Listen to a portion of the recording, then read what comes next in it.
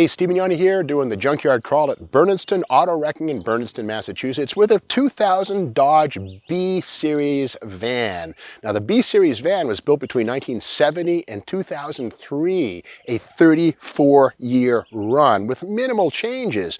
Now, we all think of the Fox Mustang, 79 through, 93, as being a long production run, right? Well, that's only 15 years. Dodge vans were made for twice as long, plus 3 years. But this one here being a 2000 is very close to the end of the line in 2003. And here's the thing, 2004 is when the 5.7 Hemi arrived on the scene. So the 5.7 Hemi never made its way under the hood of these types of vans. But let's see what we do have under this one here. And one thing we noticed too, by the way, is in 1998, Dodge restyled the nose of these vans to emulate the look of the Ram pickups with the crosshair grille. And they also moved the engine forward 6 inches versus the 1997s and earliers. And that was all about getting a smaller doghouse inside. More on that in a second. But in the meantime, let's open this hood and... all right, well, there it is. This is a small block. Have fun getting in there and working on that. Can you imagine trying to do anything in there? But anyway, there is a carbureted or throttle body fuel injected small block. To learn exactly which one it is, we go up to the emissions thing here and it says 5.2. So this is the 318. The 5.9 360 was also a possibility. But yeah, here it is, man. We look here, we see here, this is a recall sticker right here, updated powertrain control module with new software and part number. This was done on September 20th, 2007 when this was a 7-year-old vehicle. And there's that PCM, that thing right there. That's the computer, the power control module. Can you imagine how much fun that must have been to install? But anyway, there it is. But again, 1998, this motor moved forward about 6 inches versus 97 back to 1970. And that was all about getting a smaller doghouse inside. So let's take a look at that. And as we make our way, we notice too, this is a conversion van. What does that mean? Well, Dodge from the factory in, I think, Wayne, Michigan or Warren, Michigan, anyway, from the factory, they did not make vans with these tall roofs, but conversion companies all over the country would happily convert a van into what this one here is, an executive van. But before we get into that, let's look inside. And we'll notice that the doghouse is almost non-existent. Doghouse, of course, being the engine housing. It's under the dash, not too intrusive. Again, in 1997, back to 70, that doghouse would be about a half a foot bigger into the cab. But this one here is loaded inside. It looks very, very exotic, and we'll get to that in a second. This is not Dodge stuff, and more on that in just a moment. But again, this is... a great example of an executive conversion van, and the proof of that pudding is inside. And let's look in here, and here we see it. This is not a camper, this is not a school bus, this is actually what you might call an executive conversion van. Now this one was done by a company called Midway Truck and Coach in Elkhart, Indiana. It's part of the Roman Wheels family. Now let's jump in there and have a seat and scope this thing out. I love how there's all these cubbies everywhere, a TV set up at the top for the executives to review the annual report or maybe just a good movie. The chauffeur, Rudolph is here again, but look at all of the woodwork in this thing. And again, this was done by Midway Truck and Coach. Again, Elkhart, Indiana is where this thing was built. But you know, these little cubbies right here, let's see if we find anything cool. Yeah. This is real wood, by the way, so this was not inexpensive.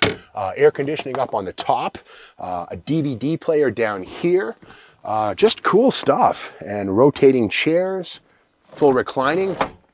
So this probably was purchased, again, for folks who worked for a company of some kind, I would guess. And this is not like a family hauler. I mean, I guess it could be. But one thing that Midway Truck and Coach did was add this fiberglass roof. This would have had a steel roof about that tall. I'd be in here trying to do this. But with this fiberglass, I can almost stand and look dignified. You know, the vice president of PepsiCo or Hershey's doesn't want to be crouching. So this is a great example of an executive van. Let's keep looking here with details. We see here, of course, the power seats, these rocker switches on the side. The seat reclines. Look at this. This is probably darn near a $25,000 van when it was new. Headsets here for the TV, headsets for the radio, speakers all over the place. And I'm trying to find something cool in these cubbies, but this woodwork again is nicely varnished. It's really wood. Ceiling lights off and on. And yeah, I mean, pretty cool. This is how to travel in style. Now here's the thing, you know, we go back in time, and the first generation Dodge vans from 1964 through 70, the A series van, followed by the B, which we're in right now, these things were a little more utilitarian. Now this is the, you could get a conversion van from Dodge, but it was a little bit different. These were more work vans, and in fact, on the back we can see here that the Dodge Tradesman is job mated for your business. You can actually get factory installed shelving of different types. It's a far cry from the leather interior and TV set and VCR in this one, but other things inside, of course. Here are different setups here. This is the plumbing, heating, and air conditioning, the PH108A plumbing, heating, and of course there's also what do we have here? This one here is the general services GS108 with just shelves, job rated or job mated, and here is the television service version, the TV108A. And, you know, these are cool. So Dodge would hook you up with a custom van, but nothing like this Roman wheels thing that we're sitting in right now. Let's keep our search going and head around to the back of this thing. Now, of course, the B-Series van of 1971 through 2003 was far more modern than the A-Series, coil spring front suspension, still had leaf springs and a live axle in the back, but something kind of hokey that we'll see like on those 1994 up Dodge Ram trucks. And these are these wheels. They look from a distance like an expensive aluminum wheel, right? Well, no, it was actually a stainless facade that was pinched, crimped onto a steel wheel. We can look at this right here. The wheel behind it is rusting away. So it was kind of a, you know, a little cheesy, you know, I don't know, when Detroit was still kind of being cheap. Nowadays, almost everything has aluminum wheels because they're functional. There's no joking around, no screwing around, but these are kind of hokey. But a lot of those old Dodge Rams, the 94s up, had those kind of wheels, and they look crappy after about a year or two, but you know, they help to sell cars. But here's the thing, Roman wheels right here, and that is, again, Midway Truck and Coach of Elkhart, Indiana. In fact, they also have a subsidiary shop in Ladson, South Carolina. They're still open today, and they do conversions on anything from Cadillacs to vans to you name it, but they're still around. In the back here, let's have a look and see more. You know, you gotta love these Venetian blinds. I mean, it's, you know, pretty nice stuff, really. And little pop-out windows, which are typical of most passenger vans. A little arthritis going on there, but anyway, here we have Santa's Village, a little clock, Mickey's Clock Shop here. I don't know what that stuff is. Some more hangers or hangers if you're from Worcester, Massachusetts, the hanger or hanger. But this back seat right here, this also folds, whoops. Yeah, this folds up. What is this? I guess you can sit on the back here and have a party or something.